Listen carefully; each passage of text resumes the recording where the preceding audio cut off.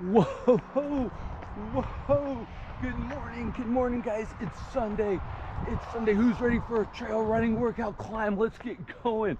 Woo-wee, it's Sunday, September 6th, day before Labor Day. How fun is that? Whoa, all right, let's get going. All right, good times. Guys, I'm Hooded Hill Hopper. Like, subscribe, hit that notification bell. Ping! Comment, feedback, sharing is caring. Let's help each other. All right, let's get going. I've already done my usual 13 laps. Get warmed up and save you guys video time, which I didn't really need to because it is hot. It's the hottest I've ran in my Mission Viejo hometown, maybe ever, in the morning to be this hot. I've been here, this area, since the 6 years, almost exactly 6 years. I don't think it's ever been this hot in the morning. We're probably mid-80, no, probably closer to 90 already, and it's like 7:30. No. It's not even 7, I'm sorry. It's like 6:55.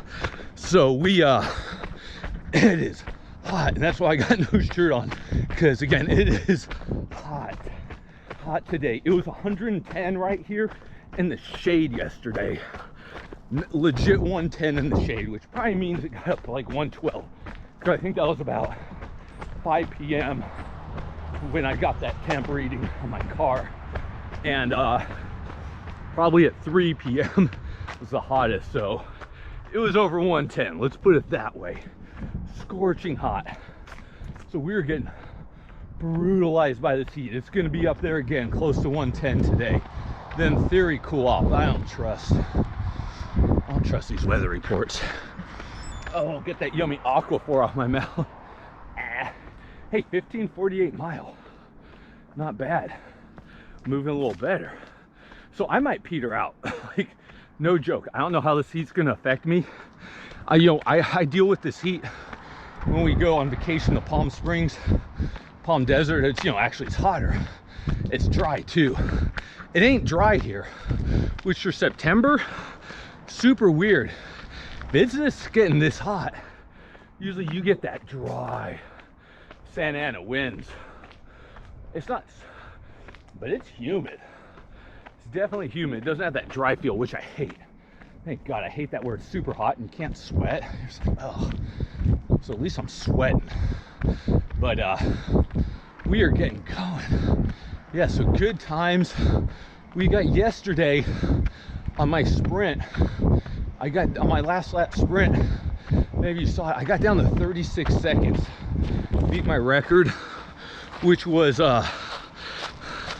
really surprising for me, because I started out slow out of the gate, and I felt it, like I didn't have that explosion, which I don't have much of anyways, because I have no strength in my legs, explosive strength. But but like mentally hit me in the second half. I just went all out and kind of willed myself up, and definitely lost time the first half, but regained it more on the second half. So what I need to do is I need to be able to put that together, because usually I'm fast out of the gate. Right here, boom, explode, and then I kind of peter out near the end. And it's just totally mental for the most part today. So I think if I put them together, I can hit that 35 for sure, or just put the stupid camera down and be able to use both arms to swing. But I think it's possible. I always say this, but I don't think today, the heat, I don't think it's gonna happen, but maybe in the future, soon, we can get to 35 and put all the pieces together. That would be excellent. Yeah, so good times, definitely. So you're like, hey, it's Sunday, dude. Why you at the water tower? Do a weekend run, you freaking wimp. I'm off tomorrow. My parents are actually coming. They're driving from Northern California, Santa Cruz. Good grief, like 7-hour drive in this heat. They're gonna get here later today. So I'm working all day today, taking Labor Day off. So the plan is tomorrow, Labor Day, to go somewhere. Not the water tower. That's the plan. See what happens. But anyways, whew, it'd be good to see Mama and Papa Hooded Hill Hopper. They don't give a crap about me. They're for the grandkids, of course. But that'll be nice. So, hey, today actually marks the 1 year anniversary of, because it was Sunday, the day before Labor Day, a year ago, where I spent an all-inclusive, well, almost all-inclusive night at La Villa de Kaiser and Irvine Hospital. So I woke up early on Sunday a year ago, and dude, I just had this shooting pain in my back, like upper back, which happens, you know. You're just like, you know, you get old, you work out, you run, you wake up stiff sometimes. Like, I'll just run it off. Just didn't feel good. It was kind of radiating into my chest. Long story short, I go do this run, this exact run. I was like the king of the water tower back then. I was flying before my hamstrings gave out. And make a long story short, I felt terrible. It was just tight in the chest. I'm like, am I having a heart attack? Well, first, like, did I break a rib? It's like, no, I've broken ribs. I know that feeling. So I was like, saying broken rib, I couldn't get my breath good. I was just I'm like, am I having a heart attack? What's going on? I'm like, I don't think so. But heart problems do run in our family. So I was like, so it's just like, it didn't feel right though. I was short of breath. I didn't have the numb, you know, I guess that's it could be a heart attack. The numbness in the arms, but the pain was severe. Couldn't get, I mean, basically I was walking. Hood Hill Walker, there you go, a year ago. And it felt terrible. I ended up only doing 3 miles in about an hour and 10 minutes and just kind of limped back. I mean, so I was doing about a 23-minute pace and I felt awful. Awful. Didn't do any weights when I got back. I told my wife, like, dude, I don't feel good at all. And I was pissed because we had company coming over that day for like the holiday weekend, have a party. And it was probably by then 7 in the morning. I'm just like, I don't feel good. Like, I think I'm gonna go to the ER just because something's not right. Like, this is not good. Like, so I go down to the ER, Kaiser Irvine. And you know, hey, I got chest pains, this and that, dude. I'm like royalty there. Hey, a young guy, or younger at the time, 39, with chest pain. You know, I was telling them the symptoms. You know, I'm like, can't get my breath. So they rushed me in, like literally no wait. I was like, peace out, everyone waiting. Sorry, got a guy maybe dying. So I got in. They checked me out. They hooked me up to IV. They throw oxygen on me. It's like, you know, like I wasn't like, you know, I'm just like, something's not right. Like, you know when something's not right. Like, this isn't normal pain. And so I was just like, I go. They hook me up to the EKG or whatever it's called.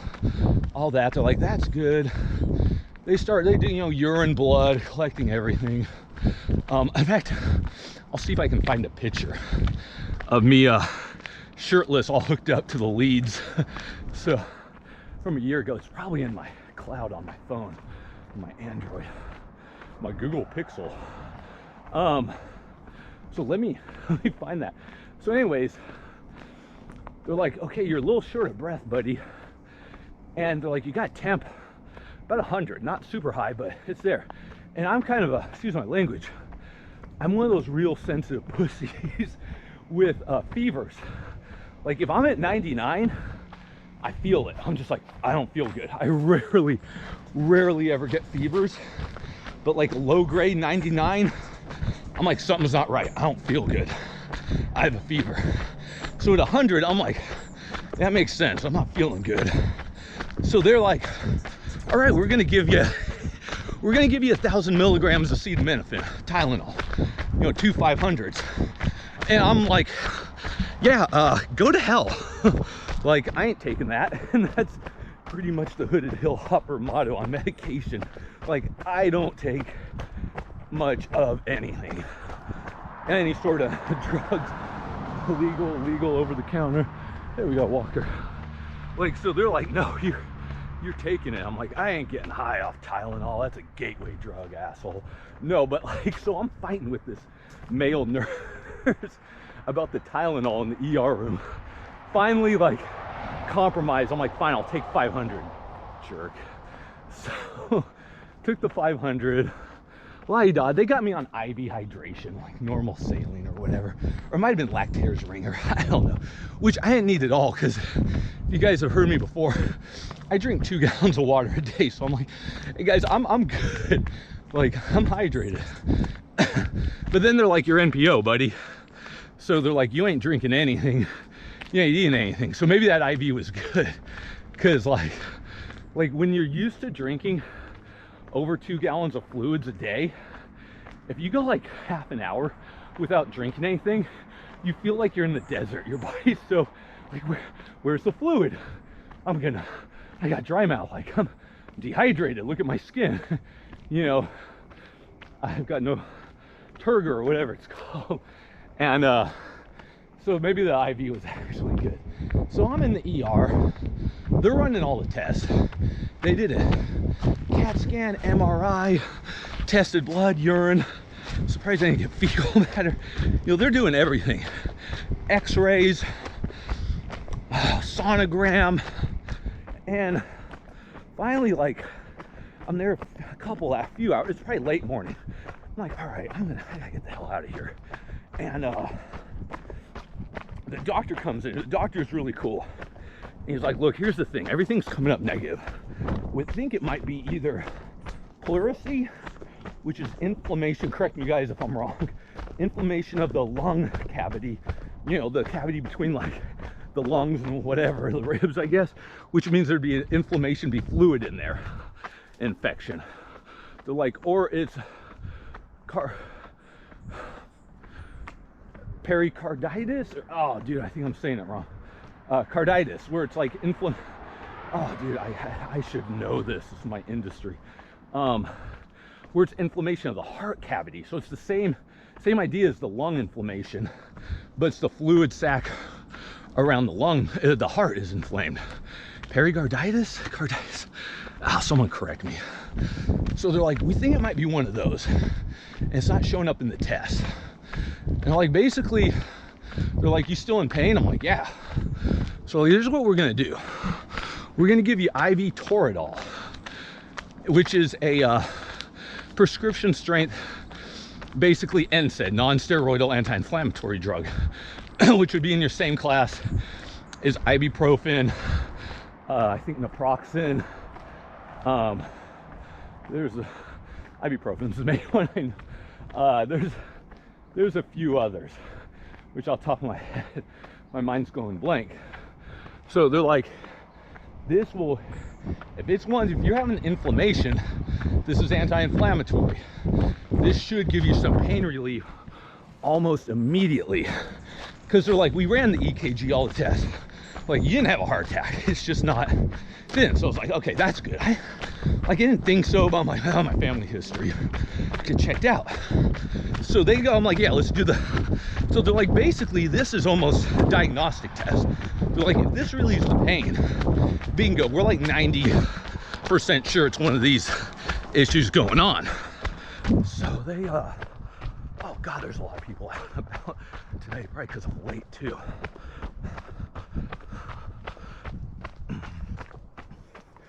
So they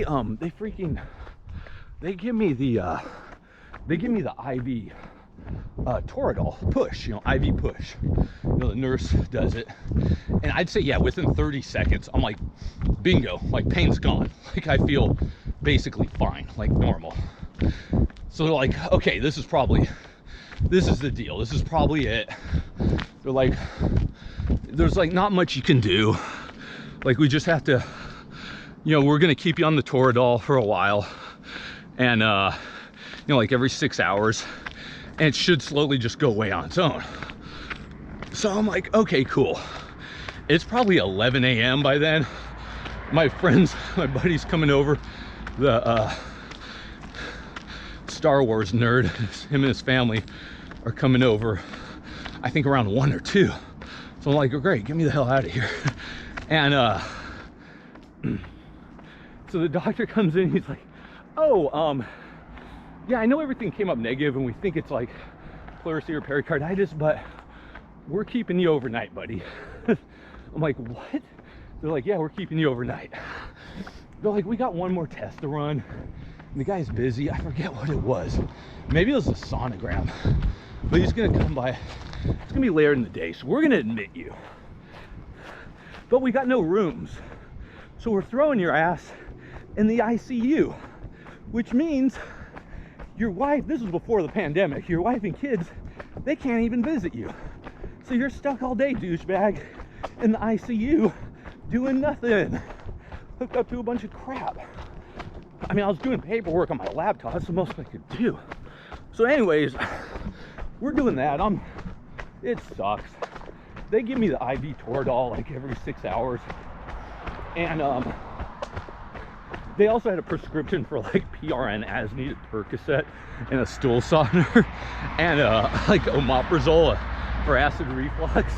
And what's cool is the nurse in the ICU, super cool, a runner also from actually this area. So we became buddies, but so I'm like, I ain't taking that shit. She's like, no, don't, like, I'll just put like whatever, dispose of it. But so basically I spend the night, I'm like, I need to get the F out of here. It's Labor Day now. You guys know how much I work, 80 to 100 hours a week. So I'm like, this is my 2 days off are ruined in this stupid hospital and my family can't visit. So by now, I'm refusing the IV Toradol. I'm like, I'm fine. So in the morning, that Monday, Labor Day morning, I'm just in there. I crack off all my leads. I'm hooked up to everything. I'm in my gown, basically nude, just busting out push-ups and sit-ups for like 30 minutes in there. And just going like, you know, just going off the wall. I'm so agitated. So I'm used to running at this time. So finally they give me the clear. Like, you're good. We don't know for sure. We think it's pleurisy or pericarditis. So be it. So and like, to this day, I'm pretty sure Kaiser, the reason they kept me overnight, they're just like, let's check his insurance. Okay, let's keep him overnight. Let's build the shit out of his plan. You know, I'm like, let's be honest. Like, they're just like, we can get a few thousand out of him for this ER visit. But man, if we keep him overnight, oh, we can get in the 5 figures. Like that. If I can snap. You know, so like, I mean, we all know the medical game, that industry, how it works. And like, whatever, it is what it is. So, you know, in fact, when I was in the ER, the girl came in, like the billing girl, and she's just like, okay, you owe $250 flat, that's it. No matter what test they run, that's all you're gonna get charged, $250. Might have been less, might have been $150. So I'm like, that's it? She's all, no, yeah, it's a flat rate with your insurance. That's fine. And she's like, oh my God. No, like, I was gonna make fun of her. It's just like Southern California Valley girl, but she wasn't. But yeah, no, I'm like, are you sure? She's like, promise, that's it. So of course, a month later, I get a bill for like another $300. So I called and actually fought it and won. They're like, we'll give you a one time we'll clear this charge. But I'm like, dude, the girl said this is it. Like, this isn't my fault, it's your fault. You know, if you guys tell me this is all I have to pay, then that's all I have to pay. You know, they're like, oh, well, she was mistaken. Well, that's your fault, not my fault, you know? Like, that's my thing. It's like, I understand she's mistaken. She needs re-education on it then, you know, to get her up to speed. So, or choose her wording better. Like, you may have additional bills. Something like, we all, you know, we know how the game works.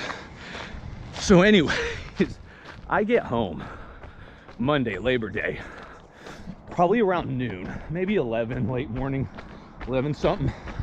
Like, F this. I need to run. So I throw on my windbreaker, my old Houdini hood hill hopper, and it's like 90, 95 degrees. It's warm. It ain't warm like this, but it's hot. And I don't run in the heat. I don't run in the middle of the day. I always run when the sun's down in the early morning. I go do like, I want to say 6 miles of rolling hill streets, and I almost die. I'm so weak. Like, obviously laying in bed distorted like how I feel. I'm like, I feel fine. No, I didn't. Felt terrible. Running this heat with a windbreaker on. Oh, I felt so slow. Just came home and died. My friends came an hour later. I was like a zombie during their visit. I felt so bad. I was just laying on the couch basically asleep. And for the next week, I kept running this rolling. It's a steep hill for a road, but you can really get speed on it going up. So it's totally different. Where this, you're not focused on speed, it's too steep. But for that, it's you know. And so anyways, but for that next week, my workouts were miserable. My runs, just terrible. I'd have an okay day, then a really bad day. Okay day and a real bad day for a solid week. Finally, I start getting my strength back, feeling better. And you know, and I started getting faster, felt better. And I stayed, this is my fault, I stayed on that route because, like, man, these are steep road hills. I'm getting fast. My pace was starting to be like, I did it for a month. My pace was under 9 minutes. Like, and that's in considering my first 2 miles for like 12 minutes, 11 minutes. If the overall pace is under 9, I was smoking. I was sprinting up that hill, sprinting down it. Felt good. Totally different type of climb than this. It's probably like a 10%, you know, incline over there. This is, I was doing the math, this is about 30%. This is legit. 30% is legit. Legit. No 2 words. No parsing words. So anyways, well, okay, hill hopper, what's your stupid runs on the hills on the street have to do with anything? So okay, I was opening up. I was just like all cylinders doing these runs. I felt great. And the thing was, in the past, I've always known, don't do that. You want to stay here at the water tower somewhere steep, because this keeps you sharp, prepared for when you go to Big Bear, when you go to Palm Desert and those steep hills. I want to be able and ready when we go somewhere, Yosemite, just for those insane pitches. This is an insane pitch, so this keeps me sharp. But I got lazy and started really liking going fast on those hill streets. So what do I do? About a month later, early October, this is the beginning of the end for me.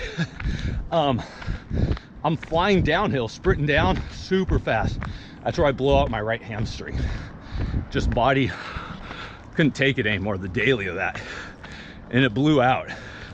And ever since then, that was 11 months ago, man, I've just never had the same speed. I am getting faster. This sprinting's helping, but it's I'm still incredibly scared to do long flat distances. That was a week ago Sunday. I did 12 miles with my kids on barely rolling hills on the bike path on the toll road. I was scared out of my mind. I didn't say it, but I'm like, I'm so worried I'm gonna hurt my hammy. And the last mile or two was iffy. I had to be careful at the end, that's for sure. So, but we did it. But man, yeah, that little hospital stay, dude, that sucked. So, but IV Toradol does work. Anti-inflammatory. If you've got inflammation, it did the trick. And so I never really got back to this hill till 2-3 months ago, I guess, really, when I really started the videos. I'm like, I got to get my butt in climbing shape. So, because I did the math here. This ain't, dude, my math is wrong. Let me figure this out better. That makes sense. Okay, it's not 30% incline. This is about 100 yards. I kind of did the math. Somewhere around that. So 100 yards, 300 feet. We're going up about 70 feet. So we're probably near 24% grade, which is still intense. It's not my arch nemesis at Laguna Niguel, where it's anywhere from 30 to 50, you know, and it's certainly not Big Bear ski slopes, but it gets you ready for those. And this will get you so you can go over there to my arch nemesis and get work done. And that gets you in great shape for Big Bear. So that's kind of the idea. So that's why I do this a lot. I always say it's safer, you get a better workout. I mean, I'm already at 1923 feet. So it is good. But yeah, we are hot today. So yeah, that was my stupid hospital story. Hey guys, I hope yesterday, I know my Saturday video, I did the Volvo, my wife, you don't pronounce the L. I always say Volvo, I guess. XC90 2020. Yeah, that's a great car. If you need a people mover, you certainly can't go wrong with that. You know what other car is really good, but my wife will have nothing to do with, but I've rented a few times when my car's been in the shop? The Chrysler Pacifica minivan. Far and away the best minivan on the market. If you're okay driving a minivan, which I am, I've got, you know, I'm secure enough, as insecure as I am, I'm okay driving a minivan. We grew up on them. Chevy Astros. 3 of them in a row, 91 and 94 and 97. There you go. Elementary school through high school. But anyways, the Chrysler Pacifica, great car, great price. I think they start around 35. Man, they got a high-end options like 55,000. But if you need space, that car is phenomenal. The infotainment system is second only to maybe Tesla, and it might be getting close to Tesla. It is really good. The car is super convenient. I can take because we won't use the third row, so they're folded down or whatever. You can get a dually, the double wide 2-seater Bob jogger stroller. You don't even have to close the son of a bitch up. You don't even have to fold it up. You just wheel it, get that top wheel on the trunk space and just wheel it in. And you can leave it in there standing up. It's amazing. Only minivans can do that. Oh dude. But my wife, she's like, yeah, no, that ain't happening, buddy. You're not getting a minivan. For me, you know, I won't be caught dead in a minivan. So but whenever we go on vacation, like fly and shit, we need to rent a car, then she's cool. Yeah, let's get the Pacifica. I love that car. Yeah, you just don't want to be seen in it though. So, you know, whatever. But whew. Okay, so that's that. Okay, we're gonna wrap this up. So this is gonna be the last lap. You know, I came in today, I was like, I'm gonna talk about more animated movies for kids.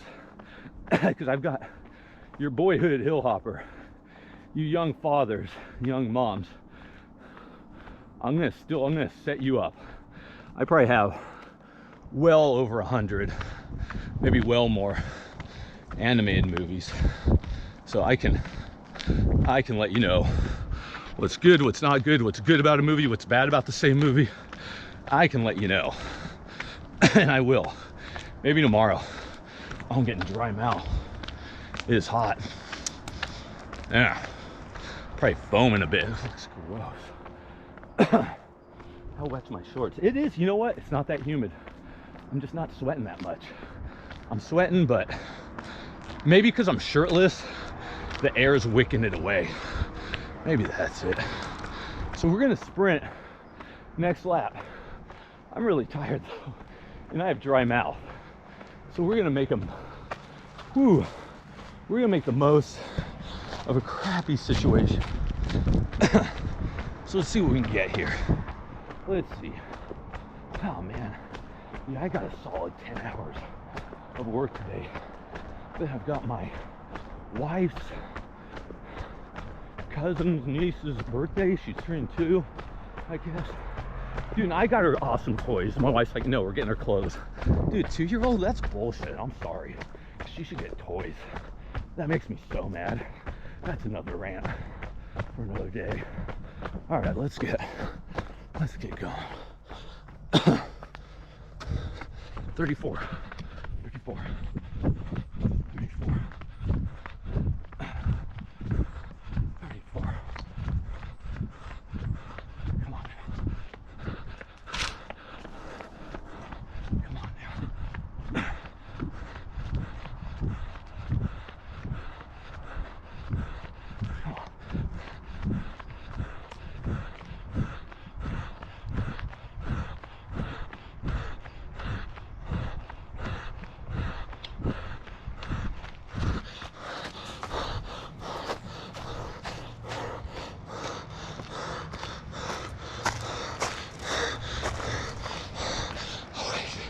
Oh wait, oh wait, whoa!